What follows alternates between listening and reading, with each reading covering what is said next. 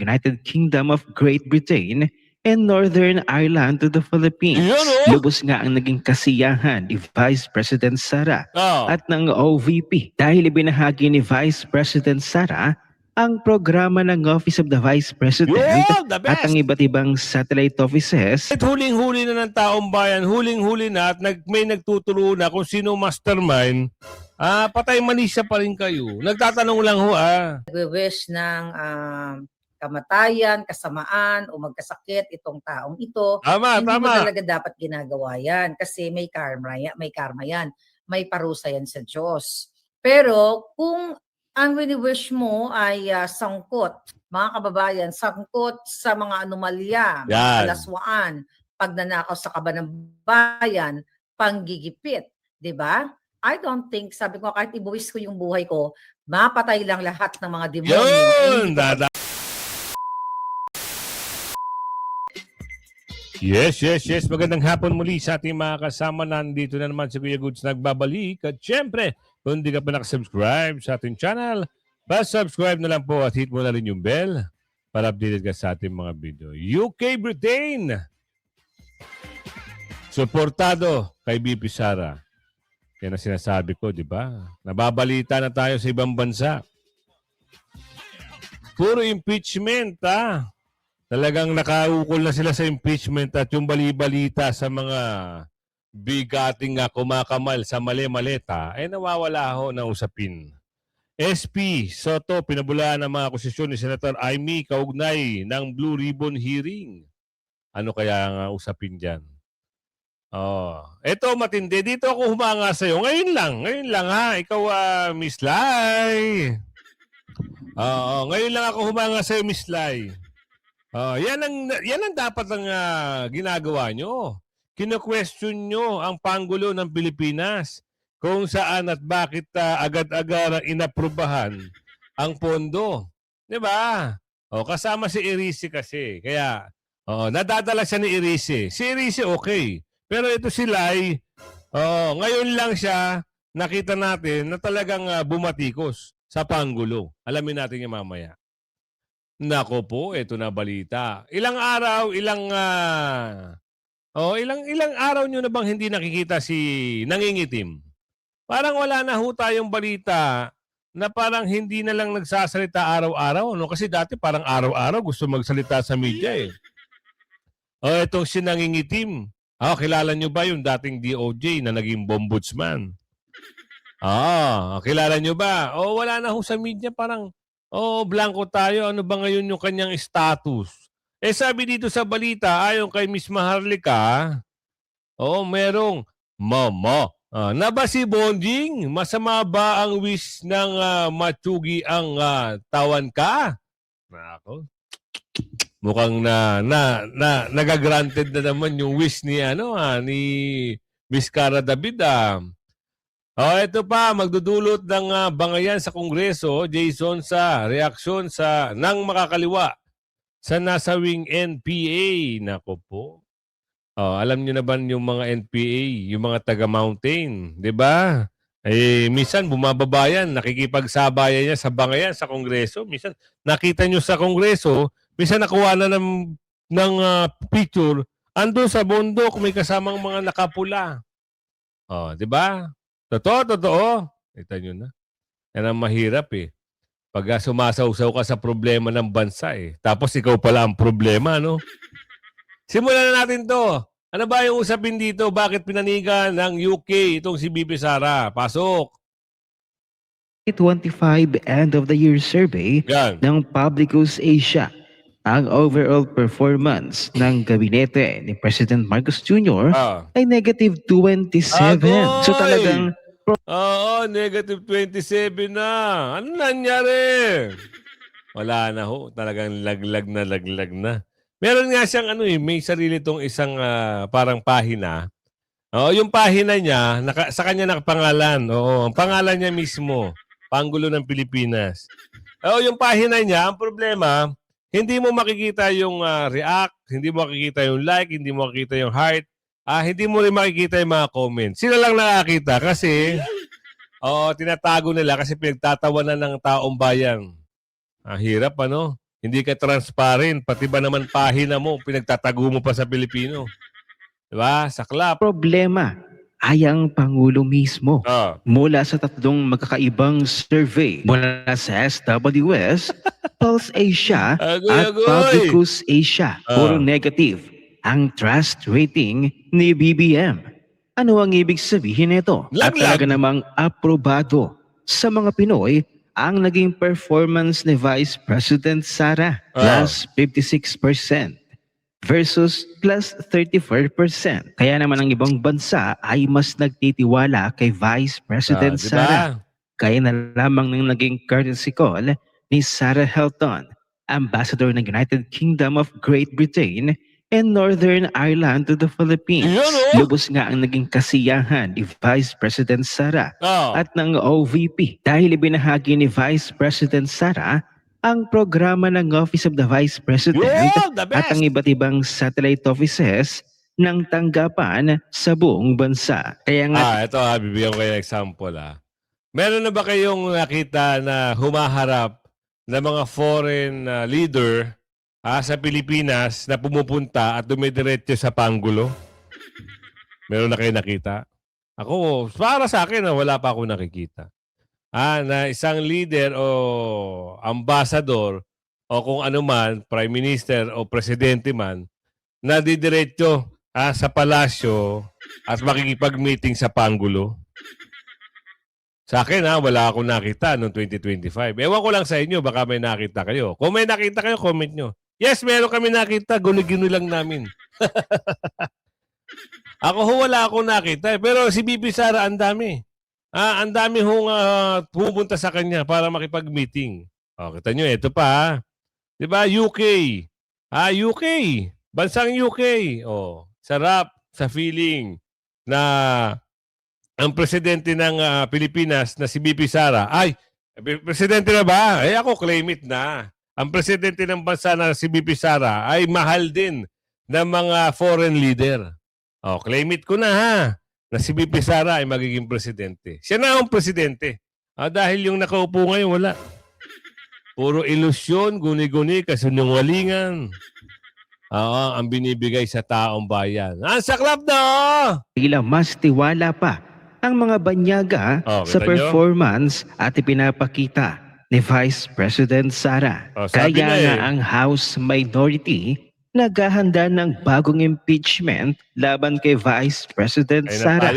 Kinumpirma ni Lanao del Sur Representative Zia Alonto Adyong na may ilang miyembro ng House Minority na naghahanda na umano para maghain ng panibagong impeachment complaint laban kay Vice President Sara Duterte. Aniya, sa panig ng mayorya, pinaninindigan pa rin namin ang aming posisyon na may nakabinbing motion for reconsideration. Wala na yan. Basura na yan ng Korte Suprema, wala na yan. Ngayon, ang intindihin mo, Tadyong, at Tadyang, ang intindihin mo yung boss mo. Dahil pagbuka ng pakpak ng agila, dagit lahat, ha? Dagit lahat. Saka yung intindihin mo yung mga kasama mo na tinatamaan na. Kasi may balita, parang naiisa-isa na ata, ano? Parang yung isa ata, payat na. Kitala niyo, payat na yun eh. Pero sumobra ang kapayatan, tapos yung leeg, pantay na sa balikat. Nakita niyo ba yun? Bibigyan ko yan ng clue. Ibang klase apelido nun. Maangas yun nung nasa Quadcom, Tricom, at Impracom. Maangas yun. Akala mo kung sinong bida-bida. Ngayon, hindi na humaharap. Kasi wala na sigurong talent fee. Wala na sigurong break para sa kanya. Wala na. Tapos na ang karera kasi pantay na yung ulo sa balikat eh. Kilala nyo ba? May salamin yun ha, may salamin. Tuloy. Umiiral pa ang one-year ban. Ngunit may ilang miyembro na ng 20th Congress, partikular mula sa minority bloc, na nagsasabing sila ay nagpoposisyon na upang maghain ng panibagong impeachment complaint. So far, wala naman sa amin sa House leadership and sa majority caucus, hindi namin napag-uusapan yung impeachment. Wow, talaga ba? Huwag nyo kaming lokohin. Ganyan-ganyan yung ginawa nyo. Akala nyo maloloko nyo kami. Wala daw silang bala kay BP Sara. Samantalang nagsipirma kayo. Tatanong lang ho kami, sabi ni Aling Isabelita. Oo. Bakit kayo nagsipirma doon sa last minute para ma-impeach si BP Sara? 300 plus kayo eh. Tapos wala kayong balak. Patay mali siya sumama oh. Huwag na kayo magmaang-maangan. Kilala na kayo ng taong bayan. SB Soto, pinabulaan ang akusasyon ni Senator Amy kaugnay sa Blue Ribbon. Ano itong pinabulaanan? Ano yung kwento rito? Sa Blue Ribbon kasi, dyan. Kung si Senador Marcoleta ang nakaupo dyan, tapos na lahat ng maliligayang araw nila. Kaso, inagaw. Inagaw nila. Pati pagka-SP, inagaw. Samantalang dati, iyak ng iyak ito. Kala mo, talo na. Yun. Hayaan mo sa 2028, hindi ka na mananalo. At hindi ka mananalo pag tumakbo kang Vice President. Tsaka hindi ka naman pwedeng Vice President. Bawal doon ang ob-ob. Kilala nyo ba yun? Pasok. Agad na pinabulaanan ni Senate President Vicente Tito Soto III ang mga naging pahayag ni Senator Amy Marcos. Ayon kay Senator Marcos, pinipigilan umano na ungkati ng posibleng pagkakasangkot ng ilang mataas na opisyal ng pamahalaan sa kontrobersyal na flood control projects. Ayon kay Senator Soto, walang nagbabawal ng kahit ano o sa kahit sino sa Senado, kaya't bawang imbento lang anya ang mga pahayag na ito. Talaga? Buking ka nga eh, di ba? Buking ka nung na sinusunod mo si Balulong. Di ba? Naging tuta ka ni Balulong. Tapos ngayon, bakit ba ang hilig nyo mag-cover up? Kahit huling-huli na ng taong bayan, huling-huli na at may nagtuturo na kung sino mastermind, patay manisya pa rin kayo. Nagtatanong lang ho Diba? Hindi ka naman minumura. Kung minura ka, yun, masama yun. Pero kami nagtatanong, taong bayan nagtatanong, bakit ba hindi kayo, hindi nyo buksan ng isip at mata nyo na ang korap, nandyan, boss nyo. Tatanong lang Para naman kay Senate Blue Ribbon Committee Chairperson Senator Panfilo Ping Lacson, bilang paggalang sa lahat ng mga senador ng 20th Congress at mga kawani ng Blue Ribbon Committee, pinili niyang huwag nang patulan ang tinawag niyang unfair, hindi totoo at walang basehang mga akusasyon ni Senator Marcos. Huwag nang patulan. Iyak ka nga kay Senator Marcoleta eh. Pinapatayan mo ng mikropono eh. Aminin nyo na, hindi kayo love ng taong bayan. Noong nag-hearing sila sa Blue Ribbon, pag ayaw niya yung gusto ni Senador Marcoleta o yung opinion ni Senador Marcoleta, ganun-ganun na lang niya patayan ng mikropono. Pero pag siya ang mambabastos kay Senador Marcoleta, kita nyo yung video na yun na hindi ito gawa-gawa lang, hindi ito di ba nagbakbakan sila doon. Panis ka kay Senador Marcoleta. Malamang ito, sabi ni Aling Isabelita na to, insecure to eh. Kasi Senador Marcoleta, matalino, matapang, at maibubuga. Di ba? Pag nagsalita, talagang paniniwalaan mo. Itong si Tocson, Diyos ko po, saring kwentong kabarbaruhan lahat ng mga malalaman mo talaga. Di ba? Doon pa lang sa dati, nagtago ito eh. Sa tingin nyo, paniniwalaan nyo pa.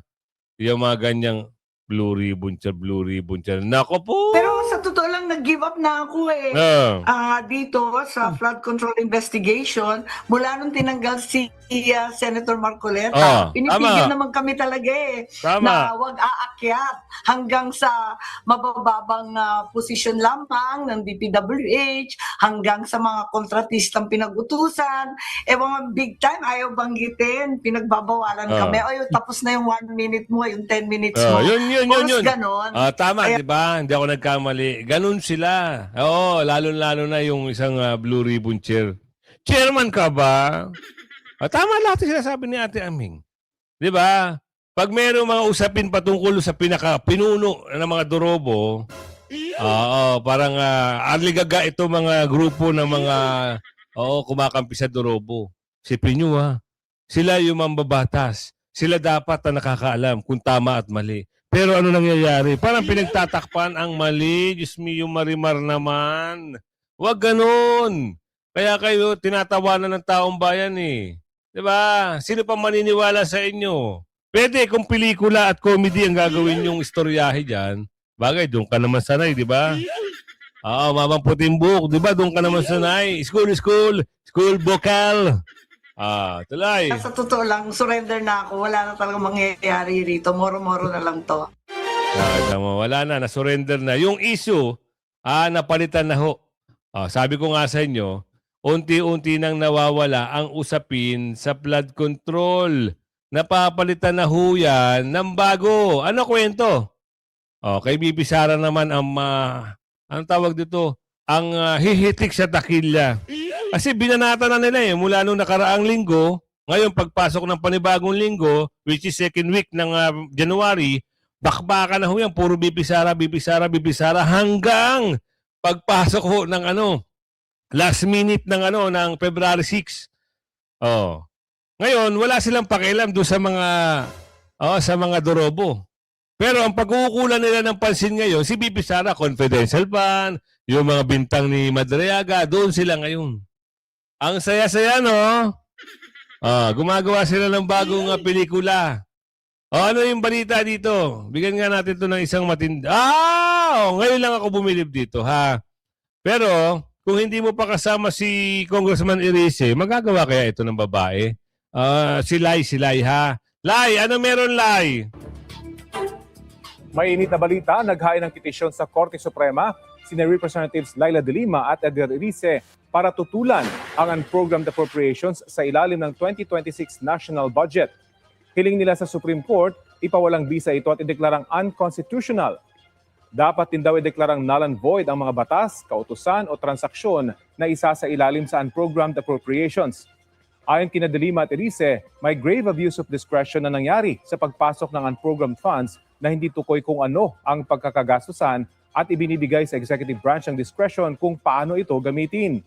Doon pa lang may grave abuse na. So ngayon, buti na lang andito si Congressman Erice. Pero kung wala, hindi naman gagalaw ito sila eh.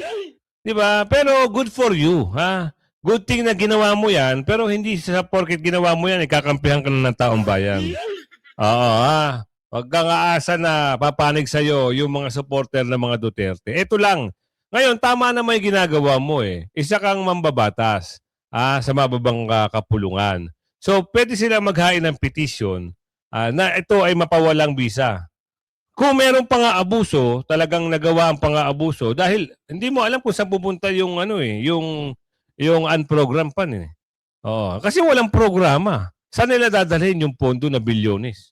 'Di ba? Pwede nilang gawin, pwede nating sige, gawa ka ng kwento, itong 8 billion, sabihin mo pinamigay na natin sa mga magsasaka. Itong mga 22 million, sabihin mo pinamigay natin sa mga ngisda. Pero wala tayong kalam-alam. Kasi nga walang programa eh. Di ba sa club, gumagawa sila ng sariling kwento. Akala naman nila, nagturo sila sa kinder. At susundin sila, paniniwalaan sila ng kinder. Malamang, kasi immature pa yung mga bata na kinder. Pero kung ang taong bayan, tatanungin mo, mga age, mga 15 pataas, ang tingin sa kanila ng tao, turobo. Kasi gagawa ka ng kwento, wala ka namang maayos na programa. Saan mo dadalhin ang pera ng unprogram? Di ba? Tuloy! Hindi raw ito ang papel ng ehekutibo dahil pagpapatupad lamang ng batas ang kanilang mandato. Respondent sa petisyon ng Senado, Kamara, pati sina Executive Secretary Ralph Recto at Department of Budget and Management Acting Secretary Rolando Toledo. Sagot ng DBM, iginagalang nila ang karapatan ng ninuman na maghain ng kaso. Pero dati na raw nakapagpasya ang Korte Suprema na legal ang paglalagay ng unprogrammed funds sa national budget. Idiniin din nilang malaki ang ibinawa sa pondo nito ngayong taon kumpara noong 2025. Sinusubukan pa namin kunan ng pahayag ang iba pang respondents sa petisyon. Ito, bigyan natin ng isang halimbawa. Ikaw may-ari ka ng kumpanya. Tapos meron kang empleyado. Ngayon yung empleyado mo pala dorobo. Nanakawin ang pera ng kumpanya. So hindi ka magrereklamo? Siyempre magrereklamo ka, alamin mo kung saan ginagastos ng empleyado mo yung pera ng kumpanya. Ganon din yan. O, simplihan lang natin. Kayo ang kumpanya. At meron kayong taong magnanakaw. Gusto nyo ba nakawin ng tao yung pera ng kumpanya nyo? Hindi. Para rin tayo, parang taxpayer. Ngayon, ilagay nyo sa programa. Bakit nawawala yung programa para sa mga foreign infra? Wala na. Gawan nyo naman ng paraan yung ginagawa ni Tatay Digong, yung MRT, yung extension, yung LRT extension, subway. Ayusin nyo naman, mga bossing. Oo. Ang problema nga ngayon, pataas pa ng pataas yung toll fee. Diba? Punta ka sa ibang bansa, America, New Zealand, Australia, walang toll gate, walang toll fee sa mga expressway. Oh, 'di ba? Grabe Pilipinas. Babangon ka pa ba? Walang toll fee sa motorway. O kasi iba tawag doon, motorway dito sa atin expressway. 'Di ba? Pilipinas, babangon ka pa ba? Nakawan ng taong bayan. O hinahanap ni Ate Maharlika itong si Bongjing. Asan ka na nga ba, Bongjing? Please lang, miss ka na ng taong bayan, oh. Second week na, hindi ka pa rin mahanap-hanap. Asan ka na ba? Alam nyo, sabi nga nila, masama ang mag-wish ng ill sa kapwa. Tama nga Masama naman. talaga mag-wish ng ill sa kapwa kung ito ay mabuting kapwa. Okay? Kung mabait naman yung kapwa-tao mo na wala namang ginagawa sa yung masama, hindi ka dapat talaga nag-wish ng kamatayan, hindi ka nag-wish ng kamatayan, kasamaan, o magkasakit itong taong ito. Hindi mo talaga dapat ginagawa yan kasi may karma yan. May parusa yan sa Diyos. Pero kung ang wini-wish mo ay sangkot, mga kababayan, sangkot sa mga anomalya, mga kalaswaan, pagnanakaw sa kaban ng bayan, panggigipit, di ba? I don't think, sabi ko, kahit ibuwis ko yung buhay ko, mapatay lang lahat ng mga demonyo. Yun, dadali. So sa case ni Remulla, yan. i-deny nila ngayon, na hospitalized itong si Remulla kasi ang sabi pa nga ni Clavano nag-breakfast pa daw hanapin natin yung exactly sinabi ni Clavano, no? Nakakarimarim itong mga to. Kaya kung i-wish man natin sila na mamatay sila katulad ng wish ni Cara David. Actually kulang pa yung wish eh. Dapat nga lipulin silang lahat.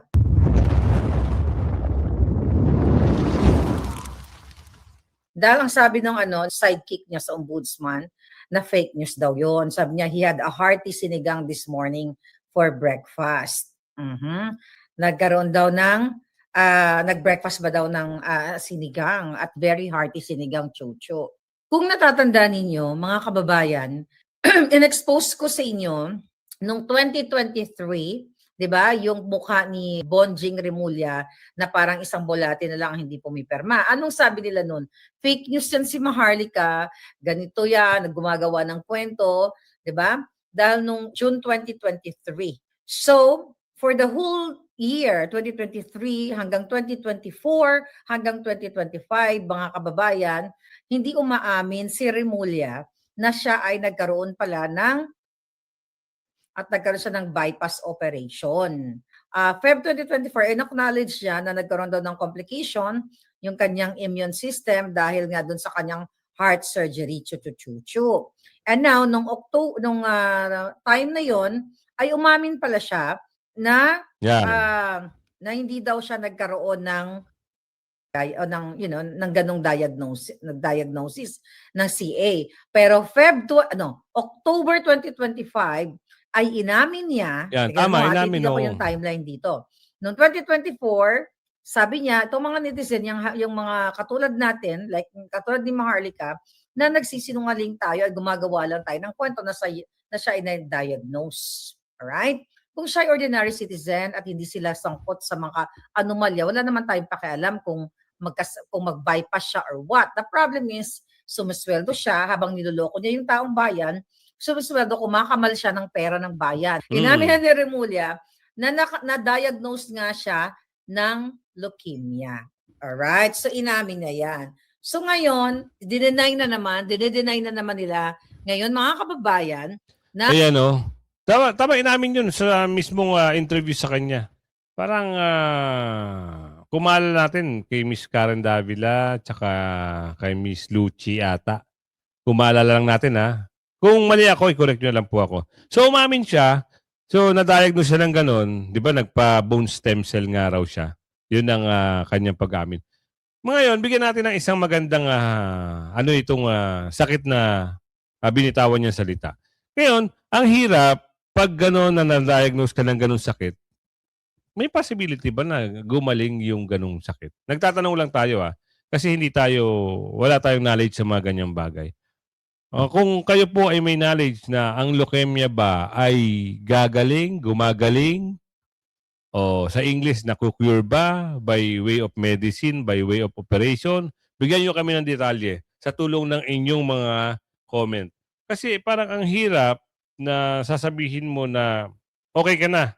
Oo, okay ka na. Sa ngayon, paano yung mga susunod na panahon? Kasi wala pang, feeling ko lang pakiramdam ko lang yung leukemia na yan, parang yan yung sakit na mahirap din, isa sa mahirap din gamutin. Parang yun lang ang nababalitaan ko. Pero kung mali ako sa nababalitaan ko, i-correct nyo na lang po ako. Tuloy! wala nga daw, nag-hearty breakfast pa nga daw, huwag kayong pakasisiguro. Okay? Kayong pamilya na Remulla, nanuknukan ng mga kasinungalingan, hindi, it's beyond your control. Diba? Pag nagkaroon yan, okay, for sure, sa nangyayari ngayon, baka may recurrence na, alam nyo yan, dahil syempre, the more na gumagawa ka ng kasamaan, the more na gumagawa ka ng kadyutahan, ay kinakarma ka. Hindi natin sinasabi na kapag nagkaroon ka ng ganong sakit, ay kinakarma ka. Hindi natin alam yan kung paano, ang ganyang sakit, pwede natin nakuha, pwedeng genetics, pwedeng chemical, pwedeng stress, or, maraming, lahat ng factors actually. No, lahat ng sakit. Actually, nagsisimula lahat yan sa stress. Okay? Stress na stress sa Remulla. Okay? Ayan maaring huwag kayo magpapa-stress kung namumblema kayo, hayaan nyo yung universe mismo ang sumagot. Ang panalo na tayo. Bakit? Mismong universe na ang nagdadala kay BP Sara sa tugatog ng tagumpay. Yan! Yan dapat ang lalagay nyo sa utak nyo. Kahit inaapi, kahit niyuyurakan, tinatapakan si BP Sara at pinagtutulungan ng mga dorobo, BP Sara is still the next president of the Philippines. Kumalat lalo. Maring nag-recurrence nga, mga kababayan. Tapos kumalat lalo yung kanyang, hindi na lang natin babanggitin ng eksaktong kasi yung kanyang sakit, di ba? Yung kanyang CA, okay? Mga kababayan, kung kumalat yan, pati sa jutak niya, baka sa jototoy niya, no, hindi. Sa jutak niya, sa baga niya, di ba? Sa jatay niya, di ba? Sa kipay, kung may kipay, no, chika lang. Pero alam mo yun, kapag yan ay kumalat, dahil nga, there are times low yung immune system natin, there are times na kinakarma talaga ang mga katulad nila. Siguro sabi ng Diyos, kailangan nakatamparusahan dahil wala nang katapusan ang kasamaan paggigipit ninyo sa taong bayan. Yun ang problema pero kung ako sa kanya, tigil na. Kung ayaw niya ng stress, magbitiw na siya. Kasi pinilit niya pa na maging ganun parang gusto niya magsilbi sa bayan. Kulo!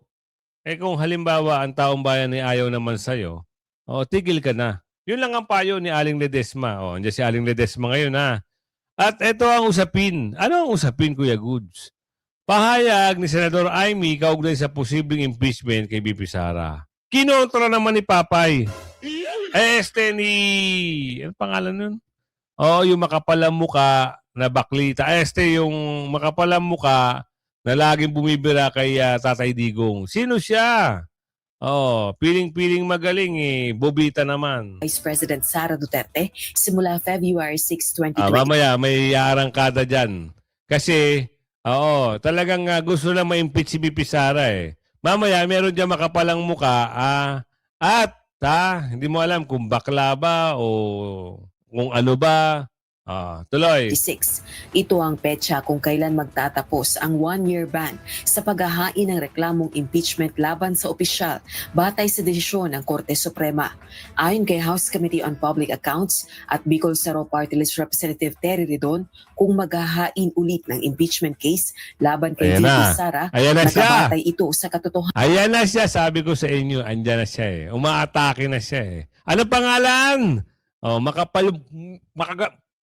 Ganon yung mukha nun eh. At accountability, hindi sa anumang pangako, gaya ng paniniwala ni Senator Amy Marcos na ang pork barrel umano sa 2026 budget ay posibleng magamit upang isulong ang panibagong impeachment laban kay Vice President Sara Duterte. Impeachment proceedings naman po are not based on projects that are promised. No? Impeachment proceedings are based on quests for truth and accountability, particularly on the use of confidential funds. No? So, Nakita nyo na. Puro confidential funds lang. Ang alam nilang bitawang salita laban kay VP Sara. Yun lang eh. Wala naman silang maibatong hindi na babato sila pero walang mga sustansya. Yun lang. Kasi yun lang yung una na akala nila matibay na laban kay VP Sara, yung confidential fund na yun. Kasi ginigiit nila na 11 days lang kinurakot daw. Wow! Wow! O ngayon, ito ang balik sa inyo. Back to you. Back to you yung boss mo, hindi mo ma-question. Tatanong lang yung boss mo, bilyon na mali-maleta, at may nagpapatunay, mismong kasamahan pa, nangyari. Nakikibalita lang kami at nagtatanong. Huwag kayo masyado kay VP Sara. Sabi ko nga sa inyo, galingan nyo ang paninira, lumabang kayo ng patas, talunin nyo muna si VP Sara kung sino man yung pambato nyo. Galingan nyo. Kaya kung umabot kayo sa video natin ito mga kasama, huwag nyong paniwalaan ito mama na ito. Sabi ni Aling Ledesma, ganyan talaga sila. Takot sila kay VP Sara. Hanggang sa muli like and share, huwag mong kalilimutan, mag-bell all, at hit mo yung notification bell. Siyempre, subscribe. Bye-bye!